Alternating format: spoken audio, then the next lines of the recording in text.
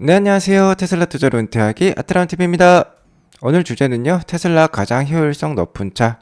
하지만 문제는 많이들 모른다라는 것이죠. 자, 그리고 은행 위기 끝났다라고 하는 분이 있는데요. 같이 알아보도록 하겠습니다. 3대 지수 현황 간략히 살펴보고 가도록 하겠습니다. 자, 오늘 개장 전에 큰 발표가 있었어요. 미국 최대 은행이자 세계 최대 은행이라고 할 수 있는 JP 모건에서 최근 은행권, 금융권 위기를 불러일으킨 퍼스트 리퍼블릭 은행을 전격 인수를 하기로 발표를 했습니다. 월가의 황제로 군림하고 있는 다이먼 JP 모건 회장은요, 인수 컨퍼런스 콜에서 다른 작은 위험들이 또 있을지 모르지만 대부분 해결될 것이라고 얘기를 하면서 이번 은행 위기는 끝났다라고 얘기를 하고 있습니다.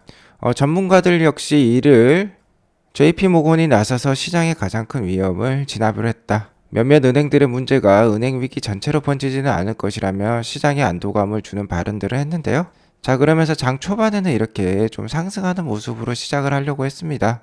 하지만 4월달 PMI 지수가 생각보다 높게 나오면서요. 연준의 긴축 우려가 커졌다라고 볼 수 있겠는데, 그러면서 오늘 좀 보합으로 마감을 한 하루였다라고 볼 수 있겠습니다.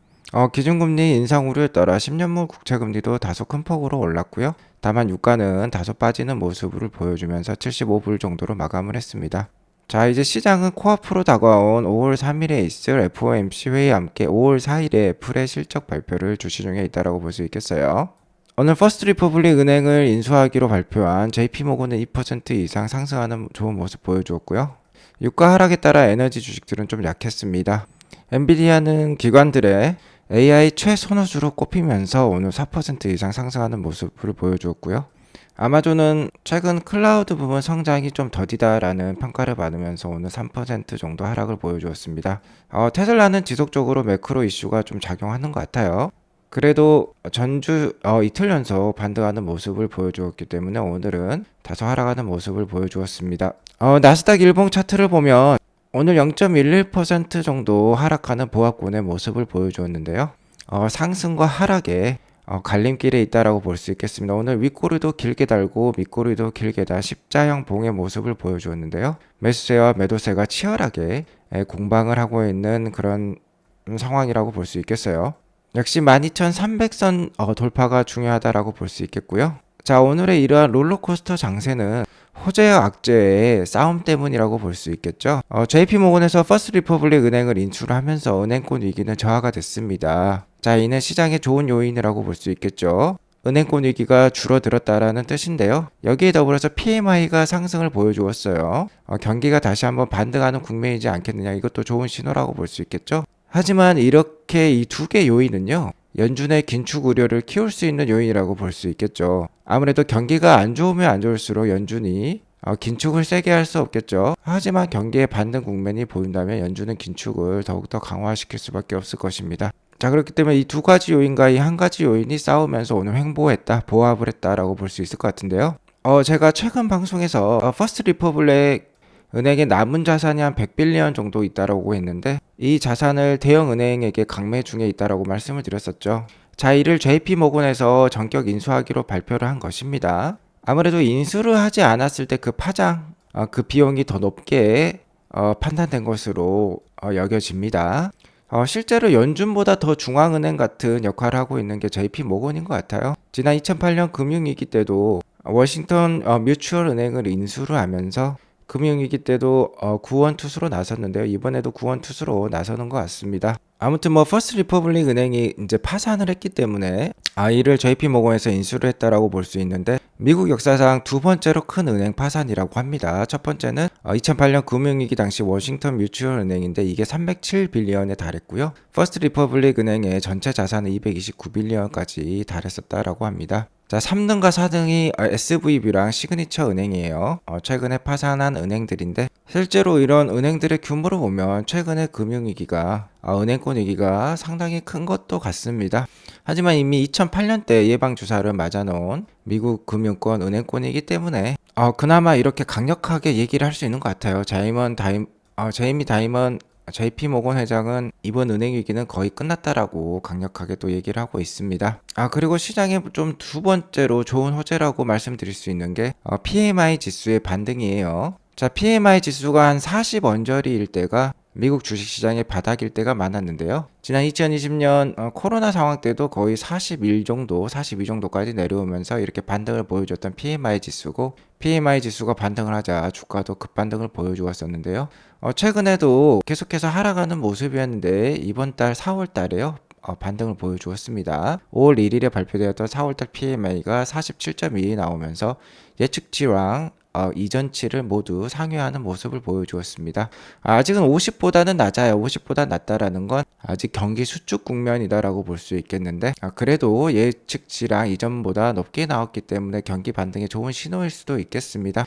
하지만 문제는요, 코앞으로 다가온 FOMC 회의라는 것이죠. 자, 바로 내일 모레면 FOMC에서 금리 발표가 있습니다. 우리 시간으로 5월 4일 목요일 새벽 3시가 될 것 같은데요. 금융권 위기 완화와 함께 PMI 지수마저 반등하는 모습을 보여준다면 이는 물가를 상승시킬 수 있는 요인이 되고, 연준은 지속해서 금리 인상을 실시할 것으로 판단이 됩니다. 자, 그 확률이 상당히 높아졌어요. 지난주까지만 하더라도 80% 초반이었는데 89% 수준까지 올라갔습니다. 자, 이렇게 되면 내일 모레 금리 인상이 거의 확실시 되었다라고 볼 수 있겠죠. 25bp 정도 금리 인상이 되면서 5%대 초반에 고금리가 유지가 될 것 같고요. 자, 이러한 고금리가 7월 달에 멈출 것인가 9월 달에 멈출 것인가 뭐 이런 의견들이 많았는데요. 일단은 9월까지 유지하는 것으로 지금 시장은 판단을 하고 있습니다. 하지만 연준 파월 의장은 올해 12월까지는 5% 초반에 고금리를 유지할 것이라고 얘기를 했기 때문에 이것 역시 나중에 시간이 흐를수록 더 확률이 올라갈 수도 있겠다라는 것은 염두에 두시기 바라겠고요. 매번 달라지는 확률이기 때문에 자주 확인이 필요할 것 같습니다. 어쨌든 이러한 고금리 상황이 올해 내내 지속이 된다면 올해 내내 주식시장은 좀 어려울 수도 있겠다라는 건 염두에 두시기 바라겠습니다.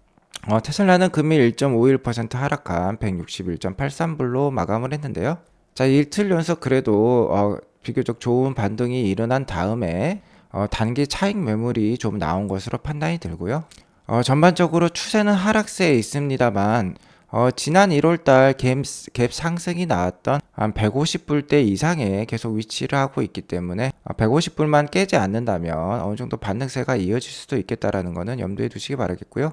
주가가 한 176불 이상으로 올라와서 지난 이 갭을 메꿀 수만 있다면 새로운 상승 추세를 시작할 수 있겠다라는 것은 또 한번 염두에 두시기 바라겠습니다. 어쨌든 지금은요, 매크로 상황도 좋지 않고 테슬라는 매크로에 민감한 경기 민감주의이기 때문에 향후 주가가 여기서 상승할지 내려갈지는 그 누구도 모릅니다. 현재 뚜렷한 호재가 없는 상황에서 정말 3분기 말에요. 그러니까 9월 말 정도까지 사이버트럭 인도식이 제대로 진행이 되고 사이버트럭 대량 양산에 성공했다라는 뉴스가 나왔을 때 어느 정도 반등다운 반등세가 충분히 나올 것 같다라고 염두에 두시고 투자하실 필요가 있겠어요. 자, 테슬라에 대해서 많이 공부해 보신 분들이라면 테슬라 자동차 효율성에 대해서는 그 누구보다 잘 알고 계실 겁니다. 최근에 발표했던 테슬라 임팩트 레포트를 보더라도 이를 잘 알 수 있는데요. 테슬라 자체적으로 이렇게 광고를 하고 있죠. 프리우스보다 뛰어난 효율성, 포르쉐의 성능. 자, 가장 많이 판매되는 모델 Y의 스펙을 보더라도 이를 잘 알 수 있습니다. 모델 Y 롱레인지 같은 경우는 500km 이상 항속거리를 가지고 있기 때문에 동급 모델 중에서 가장 긴 주행거리를 가지고 있다고 할 수 있겠죠. 자, 실제로 모델 Y를 폭스바겐 ID4, 포드 마크2, 제규어 I-PACE, 아우디 e-tron과 이렇게 비교를 했을 때 전비가 훨씬 좋다라는 것을 알 수 있습니다. 자, 아우디 e-tron이 1kWh에 2.6마일을 갈 때 테슬라는 4마일까지 갈 수 있어요. 2등의 폭스바겐 ID4인데 3.2마일 갈 때 테슬라가 4마일을 갈 수 있으니까 뛰어난 효율성을 가지고 있다고 볼 수 있겠죠. 자, 그리고 모델 Y 퍼포먼스 같은 경우는 제로백이 3.7초밖에 안 됩니다. 거의 포르쉐의 제로백 정도를 가지고 있다. 오히려 더 나은 수준이라고 볼 수 있겠죠. 자, 이러한 사실을 테슬라 분들이나 테슬라에 관심 있어 하는 분들은 다 잘 알고 있습니다. 자, 하지만요, 일반인들은 잘 알지 못하는 것 같아요. 모델 3나 모델 Y나 이제 좀 나온 지 됐죠. 시기가 됐습니다. 자, 그렇기 때문에 일반 카메이커 같은 경우는 신차를 발표한 다음에 한 3년에서 5년 정도가 지나면 최소한 페이스리프트라는 모델을 발표해서 디자인을 좀 바꾸기도 하지요. 테슬라 역시 모델 3 같은 경우는 이번 3분기에 하이랜드라고 새로운 페이스리프트 모델이 나올 것으로 판단이 되는데요. 그 전까지는 좀 보릿고개인 것 같습니다. 최근 트로이 테슬라이크 자료에 의하면 테슬라의 글로벌 인벤토리 상황이 뭐 87,000대까지 올라가면서 재고일수가 한 15일까지 증가를 했다라고 얘기를 하고 있는데요. 이 87,000대를 더욱더 자세히 알아보면 아직 안 팔리는 모델이 언솔드라고 되어 있죠. 빨간색이 안 팔린 모델인데 꽤 많아 보입니다. 뭐 한 64,000대까지 아직 오더를 뭐 못 받았다라는 뜻이 나오고 있는데요. 자, 이에 따라서 트로이 테슬라이크에 의하면 한 5일 정도 감산이 필요할 것 같다, 생산 휴무가 필요할 것 같다라고 얘기를 하고 있어요. 자, 물론 5월달 노동절 휴무가 있죠. 지금도 노동절 휴무라고 볼 수 있겠는데 중국 같은 경우도 한 5일 정도 쉬기도 합니다. 자, 그렇기 때문에 충분히 감산이 들어갈 수도 있고요. 하이랜더가 이제 나온다면 그 사이에 또 라인 체인지를 위해서라도 감산이 들어갈 수도 있을 것 같아요. 자, 감산을 한다라고 또 뉴스가 나오면 테슬라 주가가 또 급락을 보일 수도 있습니다.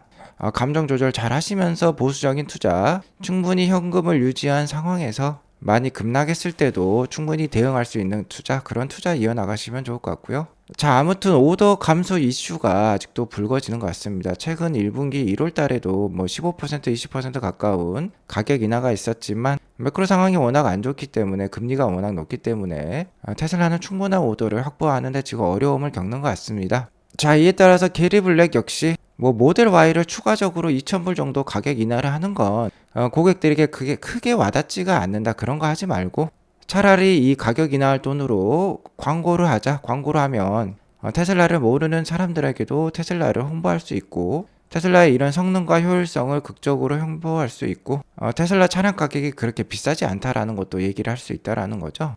자, 그러니까 가격 인하보다는 광고를 증가를 시키고 광고를 실시하고 생산을 감소시키자라고 게리 블랙은 얘기를 하고 있고요. 홀마일스 카달로그 같은 경우는 테슬라는 생산을 유지할 것이다, 이게 테슬라의 컨셉이고 철학이다. 생산을 많이 할수록 고정비가 감소하기 때문에 어쨌든 비용을 인하시킬 수 있는 것이죠.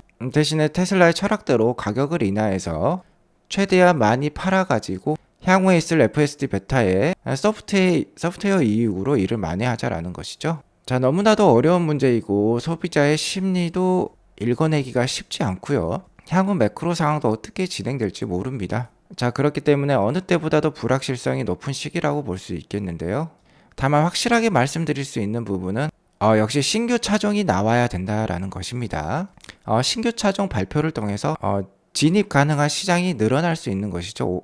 뭐 사이버 트럭이라든지 25,000불대 차량이라든지 아직 테슬라가 진출하지 못한 시장입니다. 자, 이 시장에 진출하면 당연히 오더는 늘어날 수밖에 없고요. 매출과 실적은 늘어날 수밖에 없을 것입니다. 자, 그러니까 어느 정도 시간이 필요하겠다라고 말씀을 드릴 수 있을 것 같고요. 기가 베를린이 설립된 다음에 유럽의 상황은 괜찮은 것 같습니다. 계속해서 유럽 주요 시장에서 모델 Y의 판매는 잘 이어지고 있는 것으로 판단이 들고요. 베를린 공장이 최근 캠판 한 25만 대, 연간 캠판은 올해 말에 50만 대까지 달성할 예정인데, 자, 그러면서 판매량이 그래도 전년 대비해서는 계속 급증하는 모습을 보여주고 있어요. 지금 보시는 건 이태리의 2023년 판매량이 이렇게 보라색으로 표현이 되어 있는데요. 2019년과 2022년에 대비해서 상당히 늘어나는 모습 확인할 수 있습니다. 하지만 이는 어려운 매크로 상황 속에서 가격 인하를 통해서 오더 증대가 이루어졌다라고 볼 수 있기 때문에요. 실적의 드라마틱한 상승은 지금 기대하기 어려운 상황이라고 볼 수 있겠습니다. 올해 내내 힘든 시기가 예상이 되는데요. 그럼에도 불구하고 테슬라가 사이버 트럭을 9월 달에 성공적으로 런칭할 수 있다면, 딜리버리 이벤트를 개최해서 본격적인 판매를 시작할 수 있다면, 그래도 한 9월 말 전에 한 차례 주가 반등은 있을 수도 있겠다라는 거는 기대해 볼 만할 것 같습니다. 아무래도 테슬라가 기관 투자가 비중이 다른 빅테크 기업들에 비해서 낮은 편이에요. 메타라든지 엔비디아라든지 이런 기업들보다도 기관 투자가 비중이 한 44%로 상당히 낮습니다.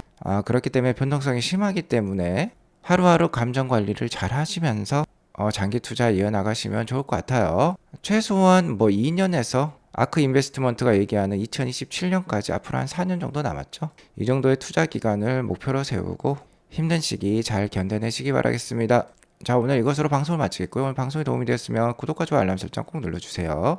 오늘도 좋은 하루 되시기 바라겠습니다. 감사합니다.